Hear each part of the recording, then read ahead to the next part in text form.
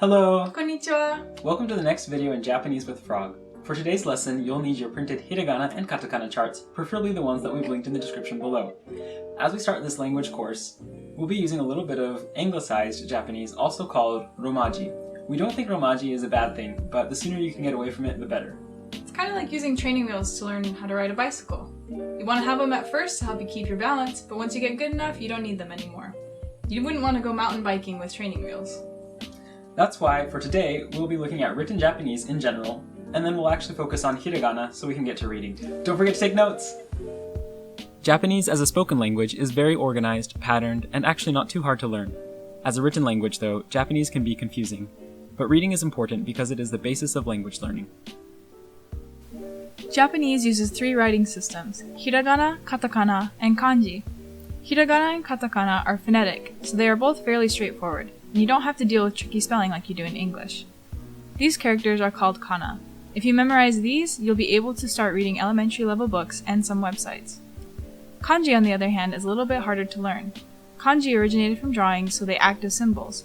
In modern Japanese, you could think of kanji as drawings that replace a couple letters in a word to make it easier, or at least more consistent to read and write.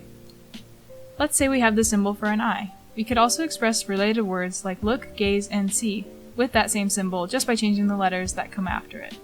We'll have a video that goes more in depth on kanji later, but for now, we are going to start with hiragana. Alright, here's the chart. It is read top to bottom, right to left. Hiragana is beautifully organized into rows that show their vowel groups. Here we start with the a, I, U, e, o rows, which are the only 5 vowel sounds, while the columns show their consonant groups, starting with the vowel-only column a, and from there, ka, sa, ta, na, ha, ma, ya, ra, and wa columns, plus the little exception n. Okay, let's walk through the pronunciations. These are really important to get right because they are the building blocks for both writing and speaking. I will read through the chart and feel free to follow along and repeat after me. A, I, U, e, o. Ka, ki, ku, ke, ko. Sa, shi, su, se, so. Ta, chi, tsu, te, to. Na, ni, nu, ne, no. Ha, hi, hu, he, ho. Ma, mi, mu, me, mo. Ya, yu, yo. Ra, ri, ru, re, ro. Wa, o, n. Let's look at some points of interest. These 3 kana are important, especially if you want your Japanese to sound really clean and polished. When I lived in Japan, I had a friend who was a voice coach that did broadcasts on radio and loudspeakers for city events. She taught me a few tips about these characters. For chi and shi, the vowels are almost silent, unless they are at the end of a word. Here are some examples. Sukoshi, tomodachi. You can hear the I sound of shi and chi in both of those words pretty clearly, but look at the next words. Shikamo, chinami. The I sound in shi and chi is softer. It could almost be spelled without it. It's like you make the sounds with the I in mind, but without voicing it. In English, you can hear the difference in words like church and cheek. Ch, ch, ch, ch. The actual vowel isn't really voiced, but the tongue and lips are preparing to say the vowel sound through the consonant. As for su, the u is usually pretty silent at the end of sentences, but at the beginning or middle of words, you can hear it more.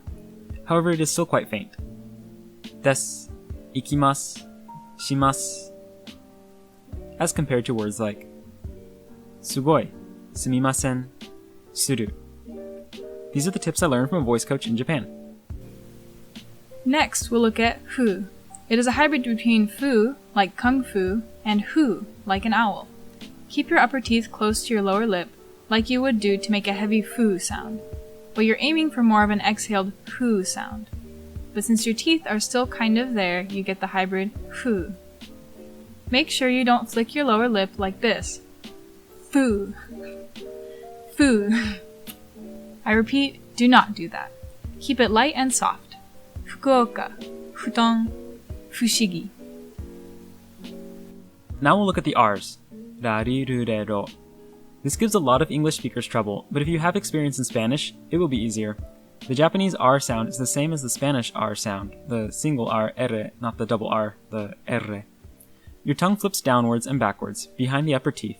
You should be touching just behind your upper teeth with your tongue and pull back as you make the sound, like these Spanish words: Rama, Rosa, Roca, Ra, Ro, Ra, Ro, Ra, Ri, Ru, Re, Ro. Just like in Japanese. Next, let's look at O. For now, think of O as a homophone for O. Just like in English, to and to sound the same but have different spelling. The difference is O is a particle and is only used as a particle, while O is a letter. We'll talk about particles in the next video, but for now, just understand a particle is a grammar function. As a particle, O may get a slight inflection or accent when in a sentence, but I wouldn't call it a different pronunciation. Though in music or poems, and depending on the region in Japan, you might hear it sometimes pronounced clearly as wo. Now onto ha. The rules for ha are simple. As a letter, it is pronounced ha. As a particle, it is pronounced wa. That's it. Now let's look at this guy. N is frequently romanized as double N, N, or M. This is because it isn't quite like the N in English. N cuts off sound in the back of the throat, not the front, making a slight nasal hum that can be near the M sound. It's a lot like the N in song. Make that sound without the G and you'll be close. Pang, shinbun, bunpo. Alright, we're almost done. We'll finish off by looking at the tenten and maru, which gives us the voiced consonant sounds. We're going to take a quick break here to talk about a linguistic term. Consonants can either be voiced or unvoiced.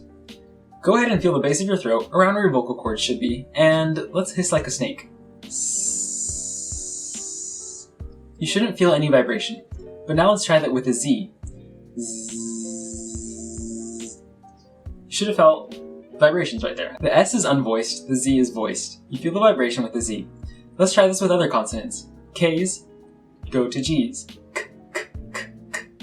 Unvoiced, and G, G, G, G, voiced. T's to D's. T, t, t, t. D, d, d, d, d.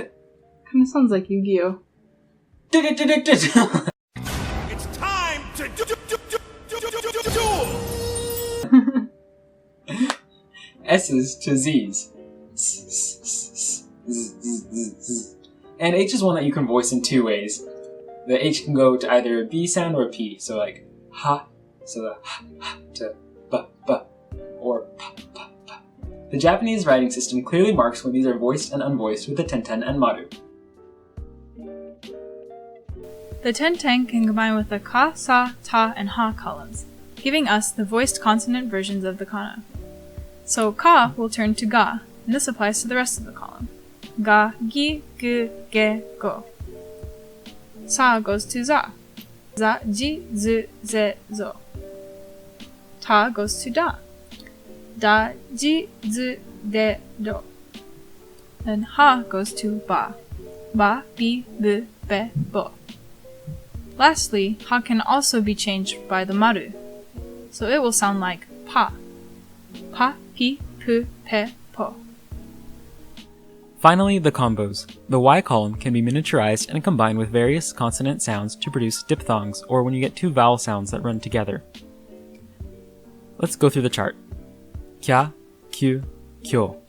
Sha, shu, sho. Cha, chu, cho. Nya, nyu, nyo. Hya, hyu, hyo.